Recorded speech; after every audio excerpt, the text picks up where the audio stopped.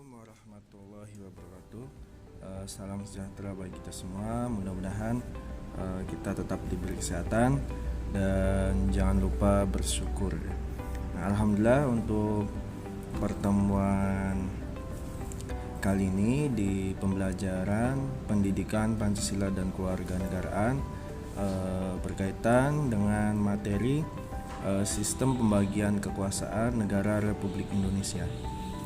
Nah, selanjutnya kita bahas berkaitan dengan tujuan pembelajarannya, yaitu setelah kegiatan pembelajaran ini diharapkan kalian dapat menganalisis nilai-nilai Pancasila dalam sistem pembagian kekuasaan negara Republik Indonesia.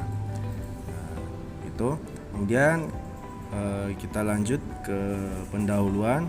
Nah, pendahuluannya tentu berkaitan dengan sistem pembagian kekuasaan, tak lepas dari rujukannya, yaitu ada di Undang-Undang Dasar Negara Republik Indonesia tahun 1945, tepatnya pada pasal 1 ayat 1 yang menegaskan bahwa Indonesia adalah negara kesatuan yang berbentuk republik.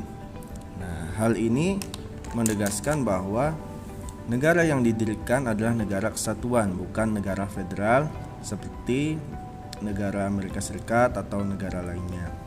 Nah, salah satu ciri negara kesatuan ialah kedaulatannya atau kedaulatan negara itu tidak terbagi-bagi. Walaupun dalam pemerintah pusat itu mempunyai kewenangan untuk menyerahkan kepada pemerintah daerah. Nah, tetapi di akhir kekuasaan tertinggi tetap ada di pemerintah pusat. Nah, itu ya. Jadi salah satu cirinya. Jadi pemerintah pusat menyerahkan sebagian kekuasaannya ke pemerintah daerah seperti daerah provinsi, kabupaten atau kota.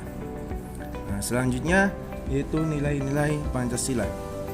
Nah, sistem pemerintahan suatu bangsa tergantung pada sistem politik yang dianut negara tersebut. Nah, sedangkan sistem politik suatu negara juga ditentukan oleh ideologi yang dianut negara tersebut. Nah, Indonesia sudah menentukan ideologinya yaitu berdasarkan Pancasila. Nah, jadi dapat simpulkan bahwa sistem pemerintahan yang dipilih oleh Indonesia itu sistem pemerintahan yang demokrasi berlandaskan dengan Pancasila. Jika diuraikan lebih luas, maka demokrasi Pancasila mempunyai prinsip-prinsip, yaitu pertama, mengakui persamaan kedudukan bagi seluruh rakyat Indonesia atau equality before the law di dalam bidang hukum. Kemudian yang kedua, mengutamakan keseimbangan antara hak dan kewajiban. Yang ketiga, menjamin pelaksanaan kebebasan yang bertanggung jawab. Nah, ini ya, ketika di zaman setelah reformasi kan ada kebebasan seluas-luasnya tapi tetap bertanggung jawab. Kemudian yang keempat, mewujudkan rasa keadilan sosial. Yang kelima, pengambilan keputusan dilakukan secara musyawarah untuk mufakat atau konsensus bersama. Dan yang keenam, mengutamakan persatuan nasional. Dan yang ketujuh, menjunjung tinggi tujuan dan cita-cita nasional.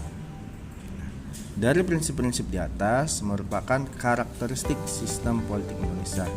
Nah, jadi untuk nilai tersebut dapat menuntun penguasa ya ataupun rakyatnya ya, rakyat Indonesia untuk senantiasa menjadi lebih baik dalam kehidupan kenegaraan.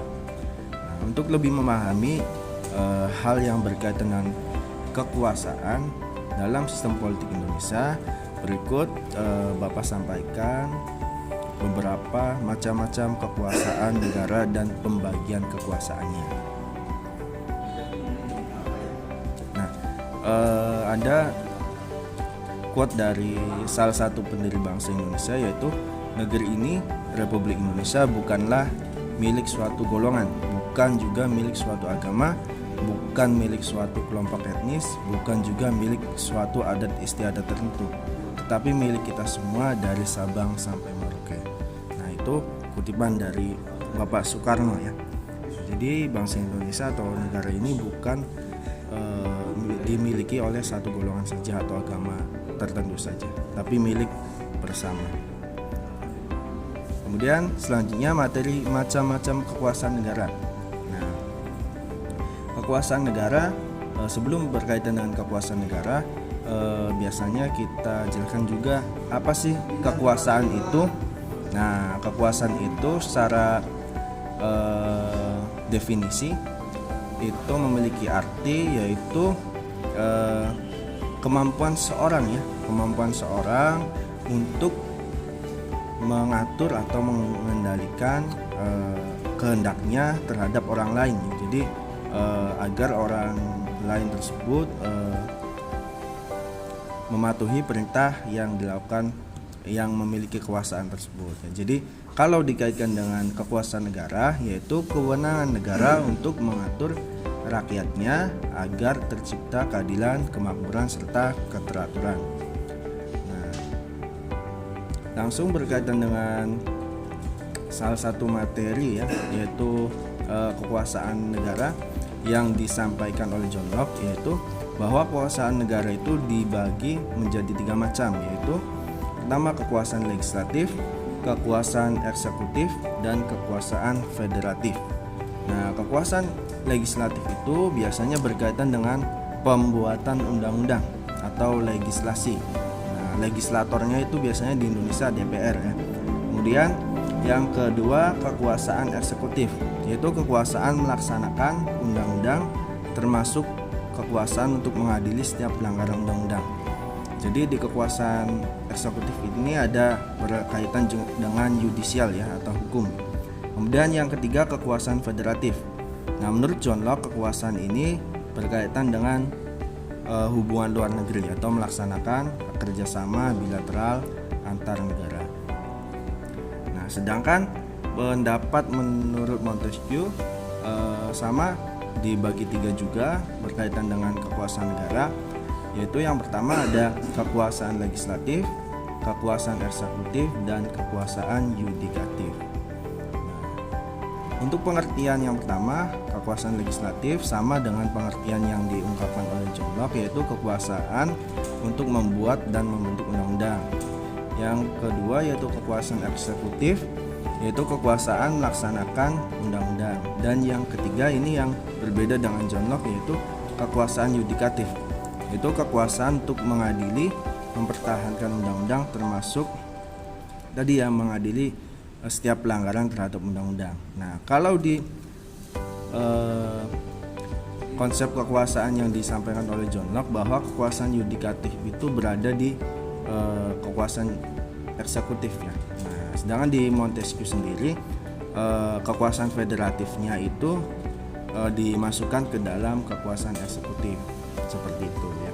Nah, konsep yang dijelaskan oleh Montesquieu itu dikenal sebagai trias politica. Nah, ini salah satu yang nantinya akan dipakai oleh Indonesia. Lalu bagaimana sistem kekuasaan yang dianut oleh Indonesia? Nah, jawabannya tadi ya. Nah, jadi Indonesia menganut sistem pembagian kekuasaan, yaitu trias politica, yaitu kekuasaan negara itu memang dibagi-bagi dalam beberapa bagian seperti kekuasaan legislatif, eksekutif, dan yudikatif, dan dimungkinkan adanya koordinasi atau kerjasama. Nah, pembagian kekuasaan tersebut diatur dalam Undang-Undang Dasar 1945. Jadi ketiga kekuasaan tersebut diatur ya melalui Undang-Undang Dasar. Itu saja berkaitan dengan sistem pembagian kekuasaan. Nanti untuk pertemuan selanjutnya kita akan membahas kekuasaan secara horizontal dan secara vertikal berkaitan dengan sistem pembagian kekuasaan yang ada di Indonesia. Terima kasih. Billahi taufiq wal hidayah. Wassalamualaikum warahmatullahi wabarakatuh.